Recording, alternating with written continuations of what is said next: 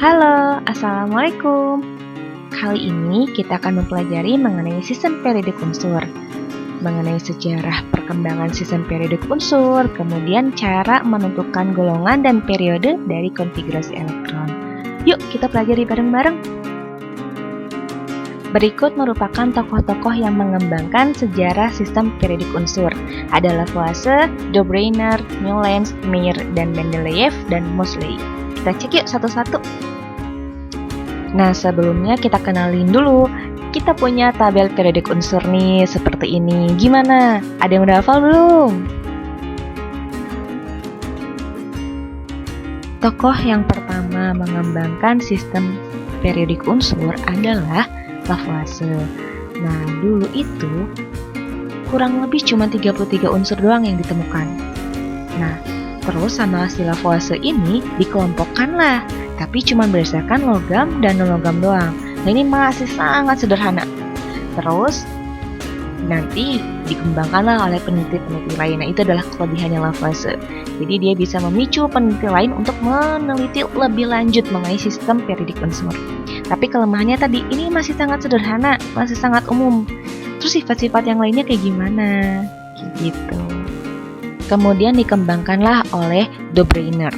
Nah, Dobrynin di sini terkenal banget sama nama istilahnya adalah sistem tigaan, triade Dobrynin. Jadi, Dobrynin ini disusun berdasarkan nomor massa atomnya atau AR-nya. Terus, nomor massanya atau AR yang di tengah itu adalah rata-rata dari AR yang pertama dan AR yang ketiga. Coba kita lihat contohnya ya. Oke, kita perhatikan yang paling ujung sebelah kiri kita punya klor, brom, dan iod. Nah, massa atomnya ada 35,5, 80, sama 127. Nah, ternyata kalau kita hitung AR-nya BR itu adalah rata-rata dari Cl dan I. Berarti kan 35,5 ditambah 127 dibagi 2, ternyata dapatlah 80. Kemudian ada kelebihan dan kekurangannya.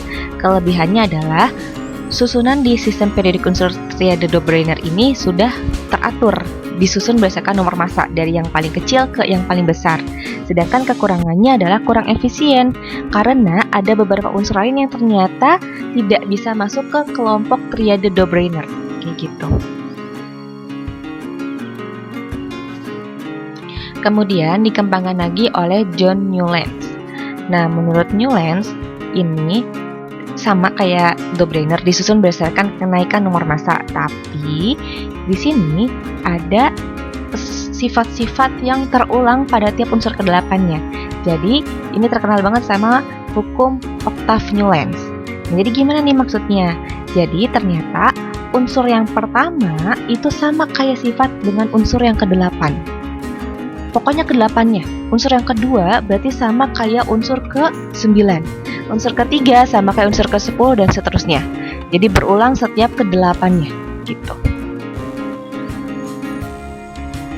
Kelemahan dari sistem Octave Newlands ini adalah, nah ternyata dalam sistem oktavnya itu ternyata ada yang lebih dari 8 unsur. Jadi ada yang satu kotak 2 unsur tadi tuh ya digambarin tadi sebelumnya. Nah terus ternyata nggak berlaku dengan nomor massa yang besar.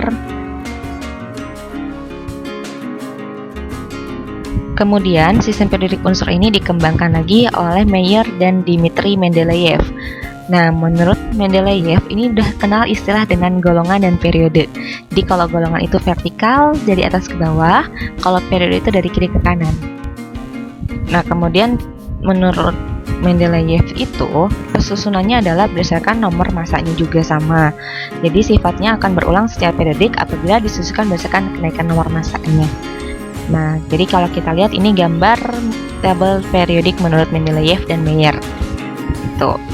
Nah, kalau kita lihat itu masih ada yang kotak-kotak kosong ya. Nah, ternyata itu adalah salah satu kelebihannya. Jadi Mendeleev ini menyediakan tempat kosong yang belum ditemukan unsurnya. Terus dia jadi bisa meramal gitu. Nah, nanti kata dia nanti juga bakal ketemu kok gitu. Ternyata kesini-sini juga bener. Oh, ketemu tuh unsurnya kayak gitu. Itu adalah kelebihannya. Kemudian kelemahannya adalah ternyata masih ada yang susunannya nggak sesuai dengan nomor massa.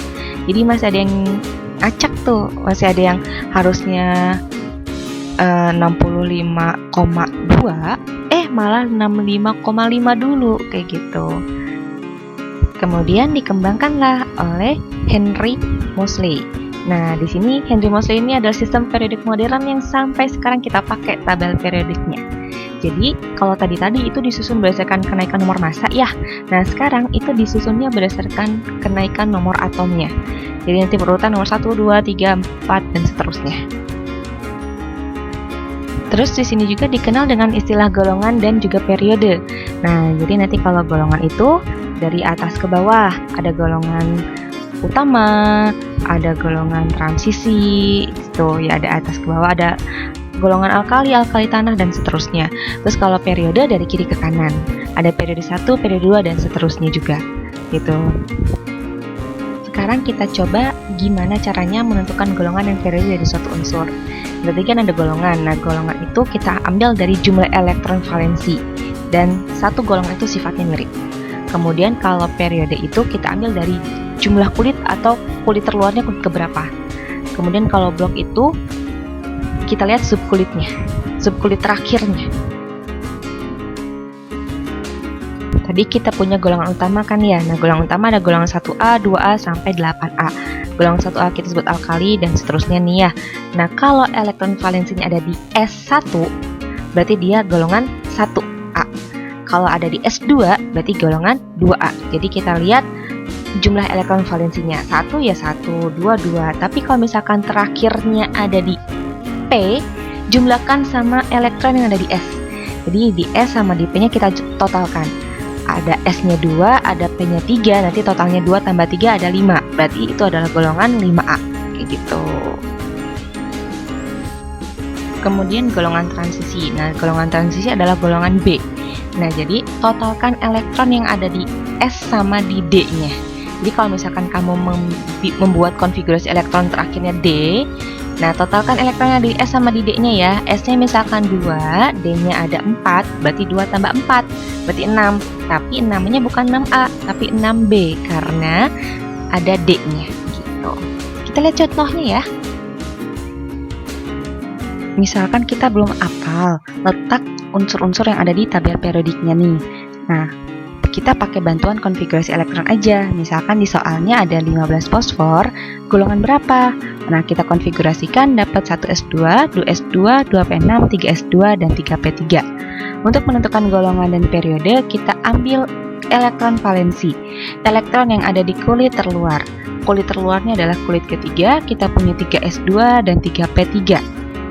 Kemudian untuk menentukan golongan adalah totalkan elektron-elektronnya. Karena terakhirnya ada di P, maka untuk menentukan golongan jumlahkan sama elektron yang ada di S. Jadi kita totalkan 2 dan 3-nya.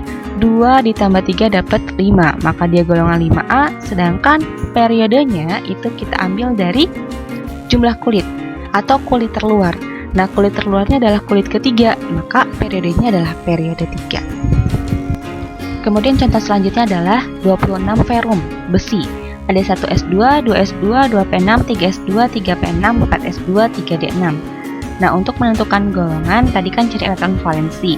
Tapi, karena terakhirnya adalah di D, maka kamu perhatikan yang di S-nya juga. Jadi, perhatikan 4s sama 3d-nya. Terus, untuk cari golongan adalah totalkan elektron yang ada di atas-atasnya. 4s2, 3d6, maka totalnya 2 ditambah 6, yaitu adalah 8. Tapi, karena terakhirnya di D, maka 8-nya adalah 8b. Terus, periodenya adalah kulit terluar. Nah, masih perhatikan di 4s sama 3d. 4 sama 3, gedean mana? Luaran mana? 4 kan? Maka periodenya adalah periode 4. Kemudian kita punya brom, cari golongan berapa. Maka kita konfigurasikan, dapat 1s2, 2s2, 2p6, 3s2, 3p6, 4s2, 3d10, 4p5. Oke, kemudian kita cari elektron valensi, elektron yang ada di kulit terluar. Kita punya kulit 1, 2, 2, 3, 3, 4, 3, 4. Itu kan yang angka depannya.